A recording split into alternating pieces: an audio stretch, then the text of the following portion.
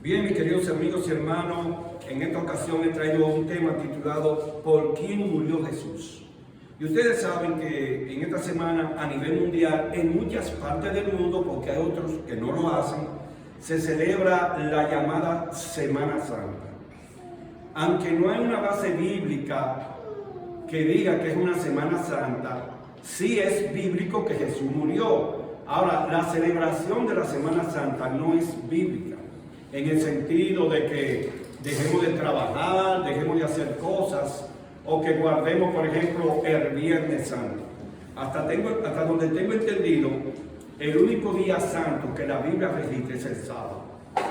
Y podríamos predicar en otro tema y demostrarlo con pasajes bíblicos. Lo que quiero dejar entender es que el mundo celebra la tradición de la Semana Santa. Y ok, está bien, pero bíblicamente no se enfoca de esa manera. De hecho, yo quiero decir, hermanos, que en nosotros meditar en la muerte y crucifixión de Jesús y en su resurrección debiera ser un tema de meditar a diario en eso. ¿Por qué? Porque ese acontecimiento es que nos da a nosotros la esperanza de la vida eterna. Ahora, es importante que nosotros podamos entender que Cristo, el Padre y el Espíritu Santo, desde antes de la fundación del mundo, escuchen esto, ya habían planificado la crucifixión de Jesús. Y usted dirá, pastor, ¿cómo es eso? Sí, porque se dijo, si el hombre pecare, ¿qué vamos a hacer? Entonces, en la reunión, que fue que Satanás no lo invitaron, y de ahí surgió en él el egoísmo y después el conflicto que tuvieron que sacarlo del cielo. En esa reunión, el Padre, el Hijo y el Espíritu Santo acordaron que Jesús, si el hombre pecaba, iba a venir a morir por él. Entonces, no es algo improvisado. Y usted me dirá, entonces, si el Señor sabía que Adán y Eva iban a pecar, ¿por qué lo permitió? Hay un detalle interesante. Dios nos creó con el libre albedrío. Es decir, usted elige qué hacer con su vida, tomar la decisión que usted quiera, aunque al final tengamos que darle cuenta a Dios. Si el Señor hubiera creado dos robots, siéntese ahí, vaya a bañarse, coma mañana, entonces Satanás hubiera dicho, tú ves, eso no tiene la libertad de elegir si te adoran a ti o no. Entonces Dios, sabiendo eso, y para no darle una excusa al enemigo, creó al hombre libre, hermanos, libre albedrío. Usted puede ir como usted quiera, usted puede hacer con su vida lo que usted quiera, pero al final Dios le va a pedir cuenta. Entonces, si como quiera tenemos que darle cuenta a Dios, yo siempre lo digo y lo confirmo ahora, ¿por qué no darle cuenta para vida eterna? No hay escapatoria, hermano, tenemos que verlo con el Señor algún día. Entonces, haga su plan para que pueda ser para vida eterna. Los cuatro evangelios enfocan la crucifixión de Jesús y la resurrección, los cuatro hablan. Pero para usted poder entender el tema, usted tiene que estudiar los cuatro. Es decir, hay parte que dice Mateo que no dice Lucas, hay parte que dice Lucas que no dice Marcos, y hay parte que dice Marcos que no dice Juan. Entonces, cuando usted hace un estudio, usted encuentra una serie de cosas que complementan por completo todo lo que tiene que ver con la crucifixión de Jesús. Es importante tomar en cuenta que la vida y la muerte de Jesús no fue un acontecimiento fortuito, inventado, no, como yo le expliqué. Estaba planificado desde antes de la fundación del mundo. Jesús nació y murió crucificado porque las profecías así lo enseñaban. Desde la antigüedad vendrá el Salvador, el cual morirá por todos los pecadores. Los israelitas les decían, él va a venir a librarnos del yugo de los romanos. Sí, pero eso no fue el objetivo de Jesús. Jesús no vino a librarlo del yugo humano, por eso confundieron la misión de Cristo. Pensaba que Jesús iba a hacer un gobierno terrenal, donde iba a poner a nosotros ahí a gobernar, a gobernar. No, Jesús le dijo, mi reino no es de este mundo, hermanos. Mi reino sobrepasa más allá que el pensamiento humano. Por eso es importante que nosotros le demos el valor a la muerte y crucifixión de Jesús. Ahora bien, cómo se originó este plan. Ahorita vamos a ver cómo proféticamente se originó este plan, pero ahora vamos a ver un detalle. Yo quiero destacar dos cosas: a Judas y a los sacerdotes en el plan de la crucifixión de Jesús. Porque hay personas que dicen que venimos predestinados para salvación o perdición. Señores, eso es mentira. Dios no puede decir cuando nace una persona, tú te vas a salvar y tú te vas a perder, tú no vas al cielo, tú vas para el infierno. No, eso es mentira, hermanos. Todo ser humano que nace con la oportunidad de elegir por medio del libre albedrío si acepta a Jesucristo como su Salvador personal o no. Porque Dios, dice la Biblia, que no hace acepción de personas. Entonces, ¿cómo Dios va a seleccionar un grupo para que se pierda y un grupo para que se salve? Eso no es así. Ahora la pregunta del millón es: ¿por qué Judas? ¿Por qué no fue Pedro? ¿Por qué no fue Andrés o Juan, que traicionaron a Jesús? ¿Por qué Judas? Entonces la Biblia te va a dar la respuesta. Y me encanta porque la Biblia se interpreta ella misma. Vamos a dejar que sea la Biblia que conteste esa pregunta. ¿Por qué Judas y no uno de los discípulos o alguien más del vecindario que dijo, no, páguenme a mí que yo lo voy a traicionar? Vamos al libro, escuchen bien, de Lucas, capítulo 22. Lucas, de paso, el doctor Lucas no era discípulo. Sin embargo, hizo su investigación y fue tan fidedigna la investigación de Lucas que lo agregaron en el canon de la Biblia. Pero Lucas, grábese eso, no fue discípulo de Jesús y era médico de profesión. Así que vamos al capítulo 22 de Lucas, y entonces vamos a leer desde el versículo 1 hasta el 6. ¿Qué dice ahí? Lucas 22, del 1 hasta el 6. Lleva como título el complot para matar a Jesús. En el versículo 1 dice: estaba cerca la fiesta de los panes sin levadura, que se llama la Pascua. Los principales sacerdotes y los escribas buscaban cómo matarlo, porque le tenían miedo al pueblo. Y el versículo 3 da la respuesta a la pregunta de por qué Judas. Oiga lo que dice Lucas: entró Satanás en Judas, por sobrenombre Iscariote, el cual era uno de los 12. Este fue y habló con los principales sacerdotes y con los jefes de la guardia de cómo se lo entregaría. Ellos se alegraron y convinieron en darle dinero. Él acertó y buscó una oportunidad para entregárselo a espalda del pueblo. Entonces, ¿quién dice en la Biblia que fue que entró en Judas? Satanás. Y nótese que aquí Lucas no dice la cantidad, pero si usted se va a los otros evangelios, dice que fueron ¿qué? 30 monedas de plata. ¿Y qué hizo Judas con ese dinero? Fue donde los sacerdotes y le dijo: yo he entregado una vida inocente, no quiero el dinero.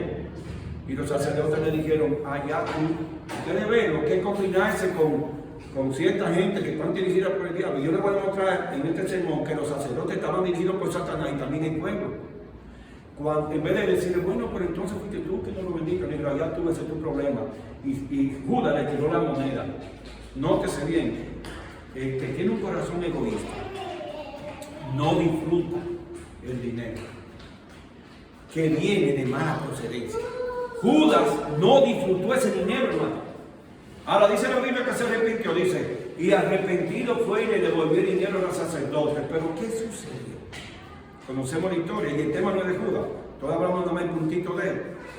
Que en vez de humillarse delante de Dios, fue y se quitó la vida. Ahora yo quiero que ustedes entiendan que fue Judas que entregó a Jesús, pero pudo haberlo hecho. Entonces yo pregunto, ¿por qué los otros 11 discípulos ninguno apareció? Solo Judas.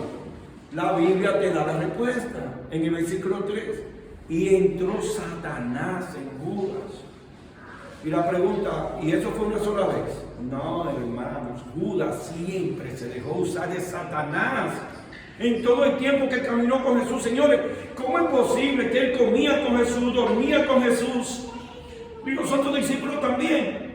Pero Judas fue al grupo con un propósito. Judas no le interesaba la salvación. A Judas le interesaba las cosas materiales, las cosas pasajeras.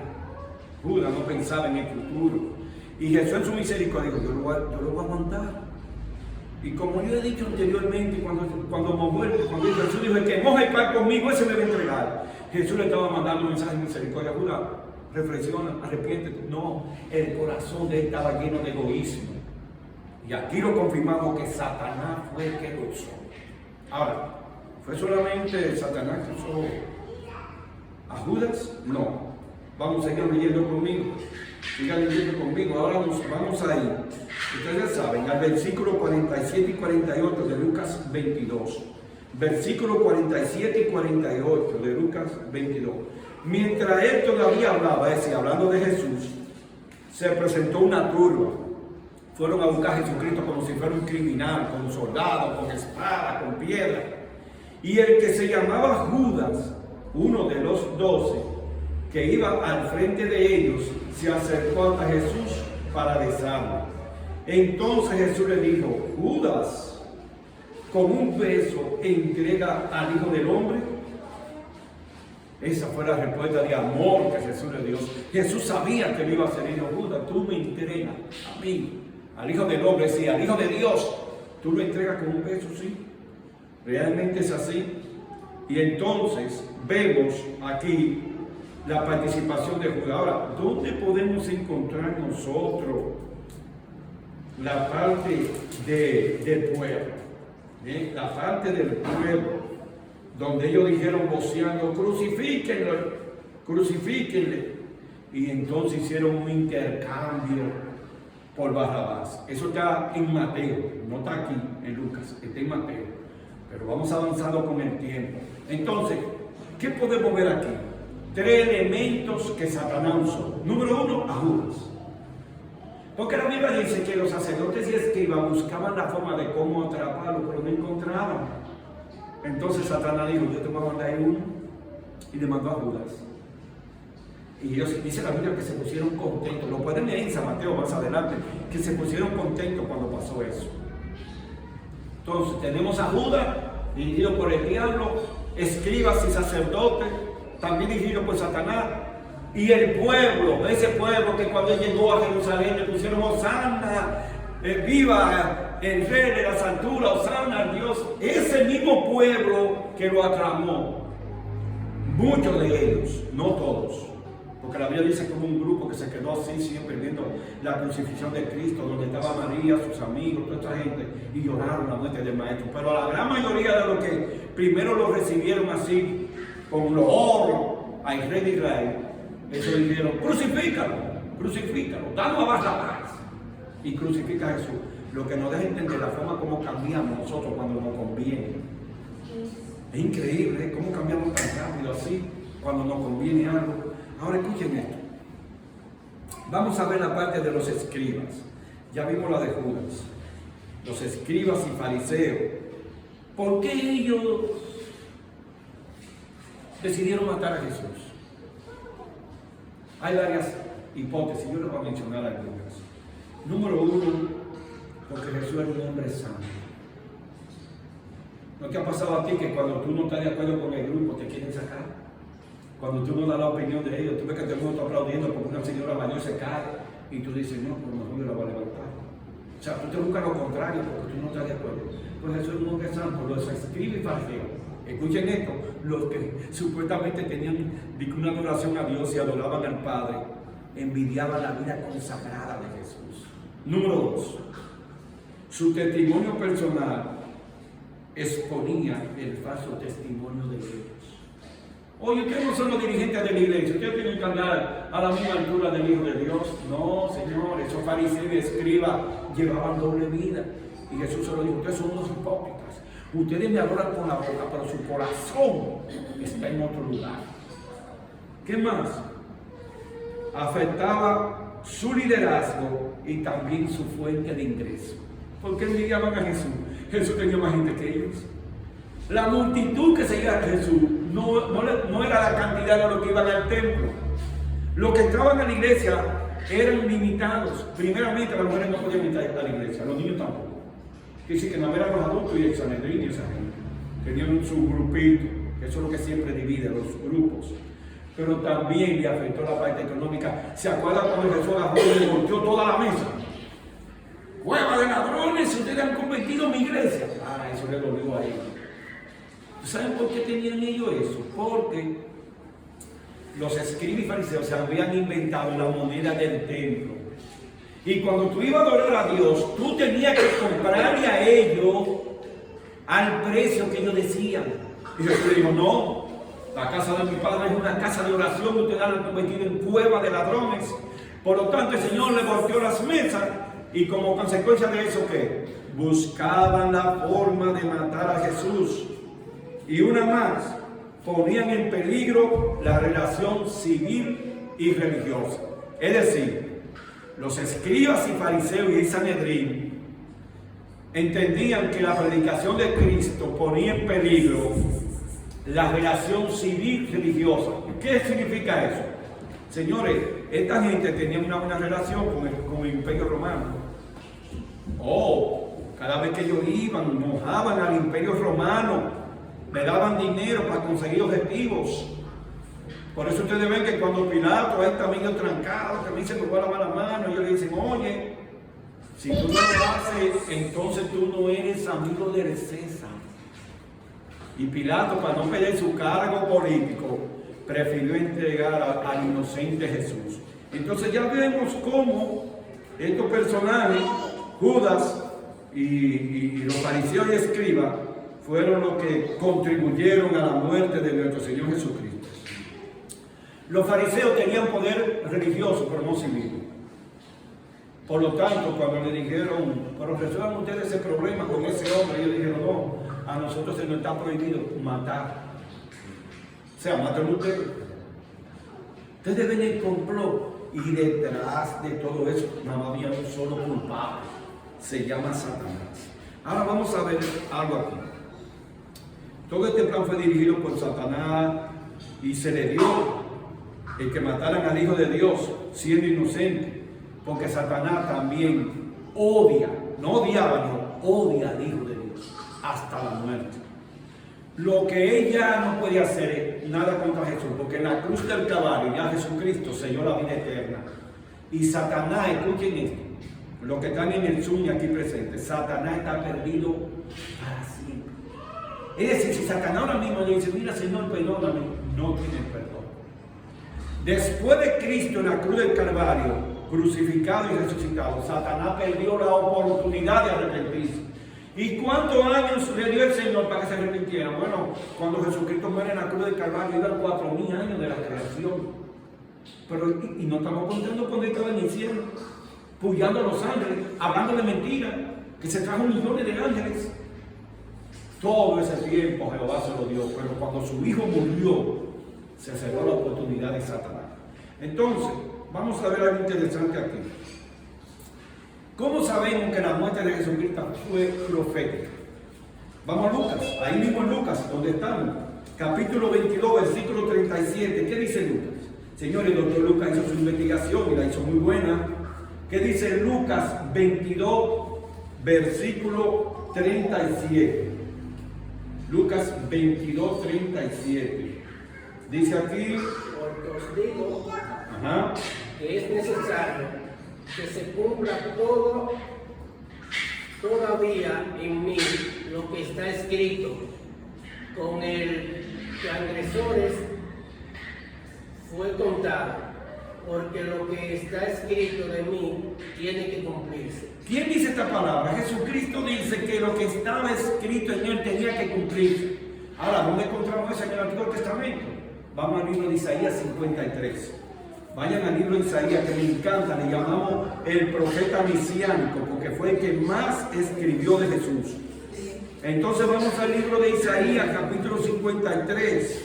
Para aquellas personas que creen que la vida eterna tienen que ganársela haciendo buenas obras, no, Señor. Aquí Isaías 53 nos dice qué pasó. Isaías 53. Van a leer conmigo desde el versículo 1 hasta el 12. Oigan cómo dice. Lean conmigo. ¿Quién ha creído nuestro anuncio y sobre quién se ha manifestado el brazo de Jehová? Subirá cual renuevo delante de él, como raíz de tierra seca. No hay hermosura en él ni esplendor. Lo veremos más sin atractivo alguno para que lo apreciemos. Despreciado, aquí comienza, versículo 3. Despreciado y desechado entre los hombres, varón de dolores, experimentado en sufrimiento, y como que escondimos de él el rostro, fue menospreciado y no lo estimamos. Llevó él nuestras enfermedades y sufrió nuestros dolores, pero nosotros lo tuvimos por azotado, como herido y afligido por Dios. Mas él fue herido por nuestras rebeliones, molido por nuestros pecados. Por darnos la paz, cayó sobre él el castigo, y por sus llagas, queridos hermanos, ¿qué cosa?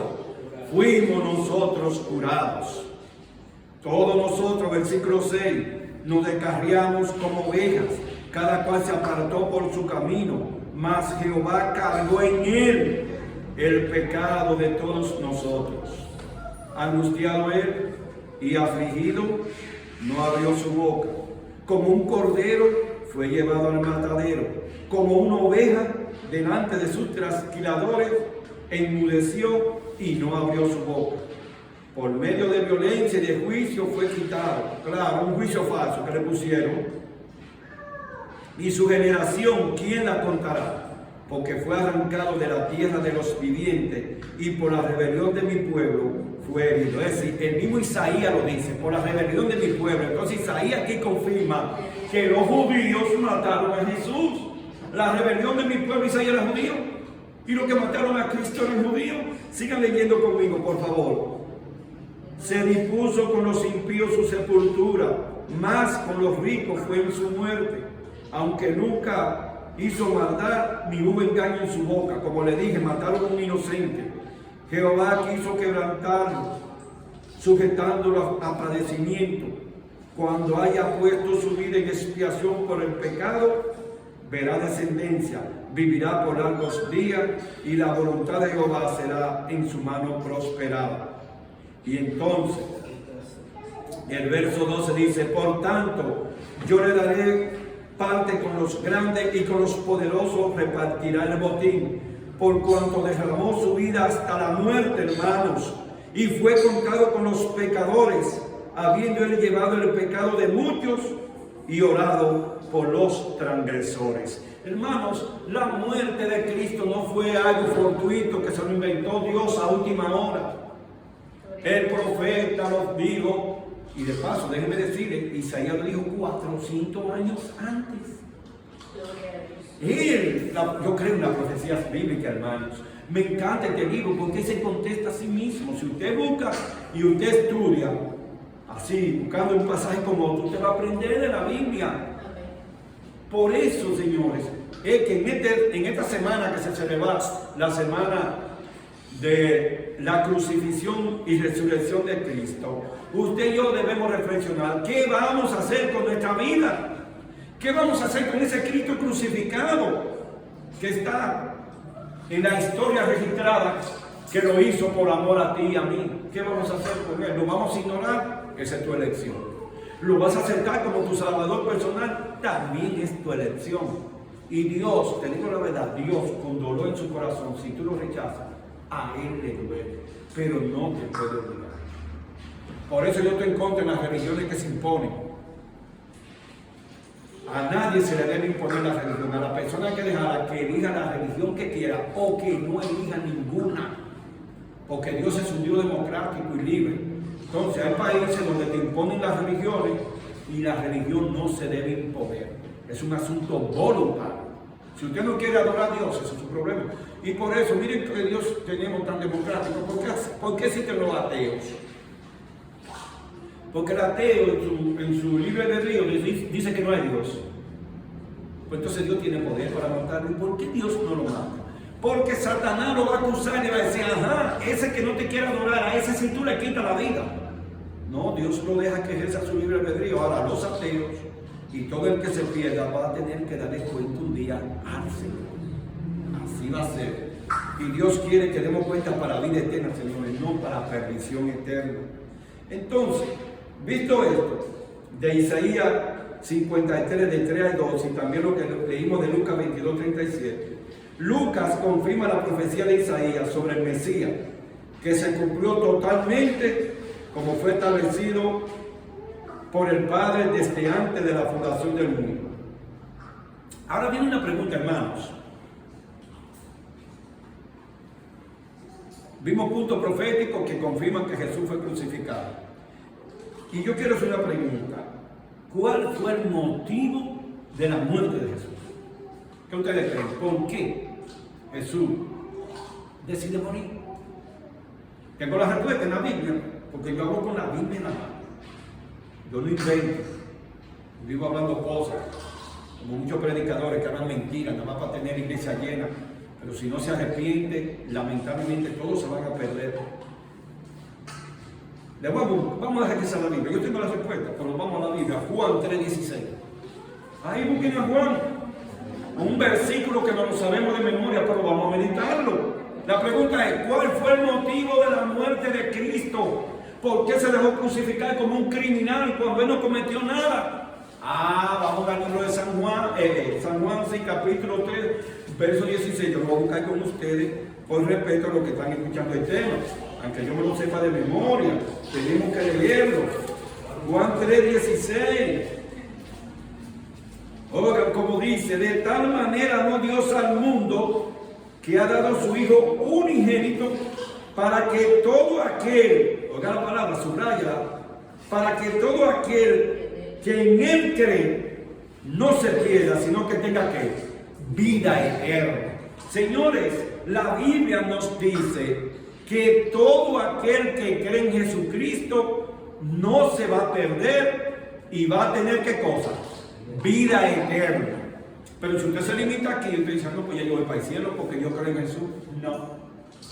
El mismo Jesucristo dice en la Biblia, arrepentíos y convertíos para el perdón de vuestros pecados. Y yo pregunto, ¿y por qué Jesús se bautizó siendo santo? La Biblia tiene una sola respuesta, para darnos ejemplos.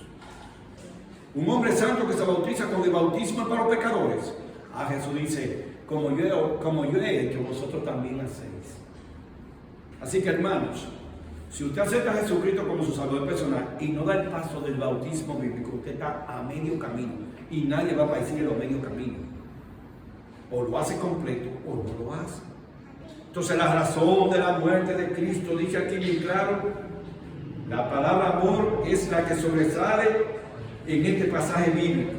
La razón principal de la muerte de Jesús y morir de esta manera como lo crucificaron fue por amor al prójimo y para que cada uno de nosotros tenga vida eterna. Ahora, un detalle interesante. ¿Qué pasaría si Cristo lo crucifican en la cruz, lo entierran, pero no resucita? Díganme ustedes, ¿qué había pasado? Ya sabemos lo que pasó, pero díganme ustedes, que había quedado ahí la historia. Ok, matan a Cristo, pero él no pudo vencer la muerte. ¿Y dónde está él? Esperando que el Padre lo resucite cuando venga en gloria. Pero él no va a poder venir en gloria porque está muerto. Pues, ¿saben qué? Hay millones de personas que creen eso, que Jesús no resucitó. Entonces, si Él no resucitó, Él no va a venir, y si Él no va a venir, nosotros estamos pidiendo el tiempo aquí en la iglesia. Vamos para la calle a brincar y hacer de todo, porque Él no va a venir nunca. Y eso creen los que no conocen este libro sagrado, las sagradas escrituras. La Biblia confirma que Jesucristo que resucitó. ¿Cuál fue el pasaje que leímos al principio? A ver, ¿quién se acuerda? ¿Cuál fue el pasaje que leímos al principio? Pues vamos para allá. Que el ángel, hay que leer los 4 evangelios, porque en una parte el ángel le dijo, ha resucitado, no está ahí. Y en otra parte aparece aquí lo que leímos en Juan 20:22, donde Pedro y el discípulo amado fueron al sepulcro y confirmaron que que Jesucristo había resucitado. Entonces, hermanos, donde Jesús sella de verdad el sacrificio por la humanidad es cuando Él resucita. Entonces, ¿cómo dice ahí? 20:22.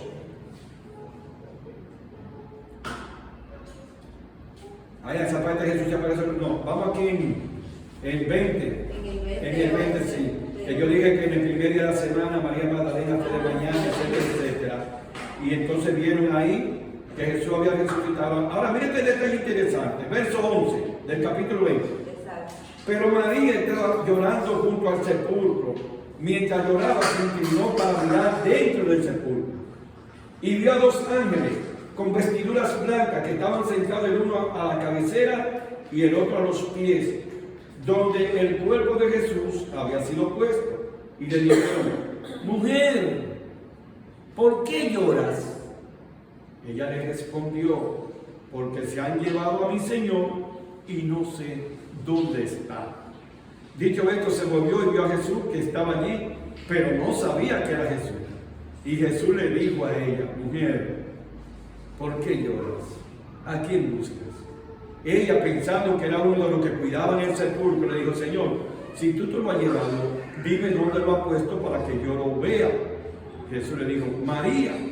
Entonces ella, abriendo los ojos, dijo: Raboni, que significa en griego maestro. Y Jesús le dijo: suéltame, porque aún no he subido a mi Padre. Pero ve a mis hermanos y dile: subo a mi Padre y a vuestro Padre, a mi Dios y a vuestro Dios. Fue entonces cuando María Magdalena fue a dar a los discípulos la noticia de que su maestro había resucitado. Miren lo interesante de la Biblia. Mira, aquí dice, no es lo que dice Juan aquí. Juan dice aquí que cuando María se le acercó, Jesús le dijo: suéltame.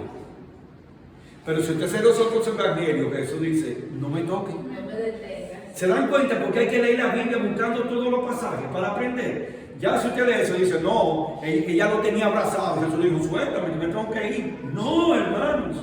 Jesús le dijo: no me toque, que todavía no he ido al Padre. Ahora, vamos a terminar este tema yéndonos a Hechos. Vamos al libro de Hechos. Porque, Jesús subió al cielo. Pero vamos a ver que hay algo interesante que me gusta. Hechos capítulo 1. Hechos capítulo 1. Vamos a leer rapidito del 6 hasta el versículo 11. Dice así: entonces los que se habían reunido le preguntaron diciendo: Señor, ¿restaurarás el reino a Israel en este tiempo? Les digo: no os toca a vosotros saber los tiempos o las ocasiones que el Padre puso en su sola potestad. Pero recibiréis poder cuando haya venido sobre vosotros el Espíritu Santo, y me seréis testigos en Jerusalén, en toda Judea, en Samaria y hasta lo último de la tierra. Y habiendo dicho estas cosas, viéndolo ellos, fue alzado, escuchen esto, y lo recibió una nube que lo ocultó de sus ojos.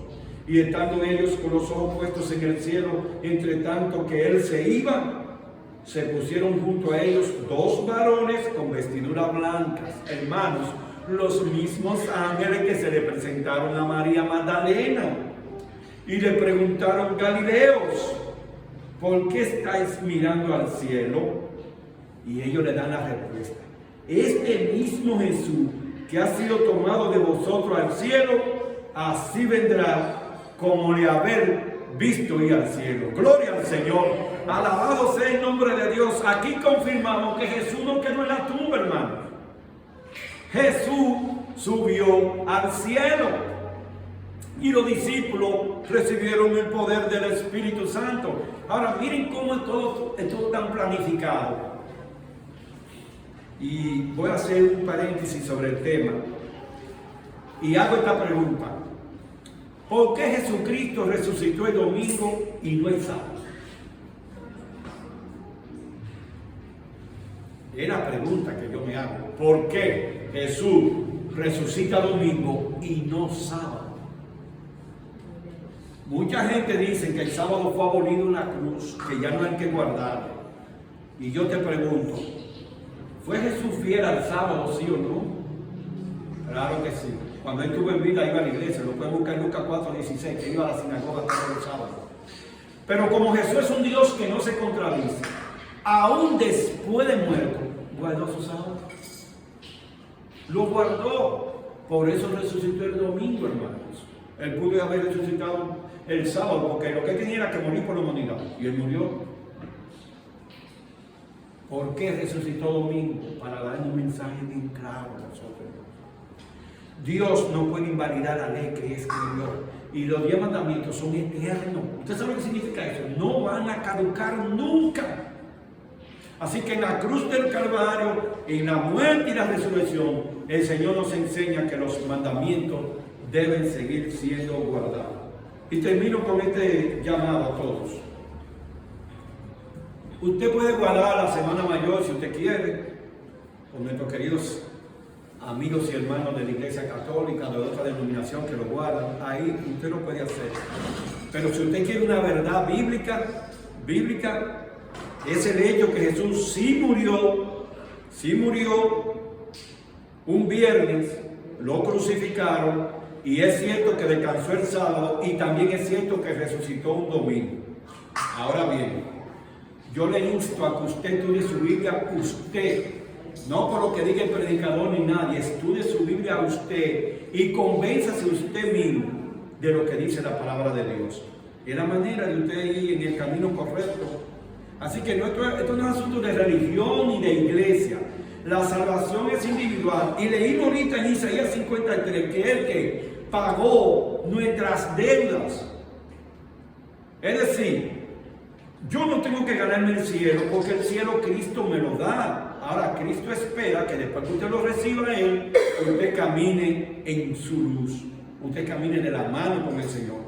Entonces, la pregunta es, pastor, entonces, ¿qué tengo que hacer para ir al cielo? Fácil. Número 1, usted tiene que aceptar a Jesucristo como su Salvador personal. Número 2, usted tiene que pedirle perdón a Dios por todo lo que ha hecho en esta vida. Número 3, usted tiene que bautizarse. ¿Cómo se bautizó Jesús? Donde haya mucha agua, sumergido el cuerpo entero. No un poquito de agua en la cabecita, no hay base para eso en la Biblia. Es sumergido completo. Entonces, después que usted dé esos pasos, usted necesita caminar por fe con el Señor día a día. Así que, hermanos que están a través del Zoom y los que están aquí en la iglesia, este tema es para reflexionar. Lo estoy grabando para YouTube, así que después usted podrá en su casa meditarlo aparte, pero si se le olvida algo, recuerde lo siguiente: no celebre la muerte y resurrección de Cristo como la hacen la mayoría en el mundo. No haga eso. Eso no lo lleva a ningún lugar a usted. Usted tiene que sacar tiempo para reflexionar cada día sobre ese sacrificio de Cristo en la cruz del Calvario, porque ahí es que está el pasaporte para ir al reino de los cielos. Y lo bueno que el consulado, para interpretarlo así, es el mismo Jesucristo. Ese conso que tú tienes que ver para que te dé un pasaporte para ir al cielo se llama Jesucristo. Y ese sí es de verdad, que se lo va a dar a que él sí entiende que se lo merece. ¿Y cómo tú recibes el pasaporte? Aceptando a Jesucristo en tu vida, no es otra cosa.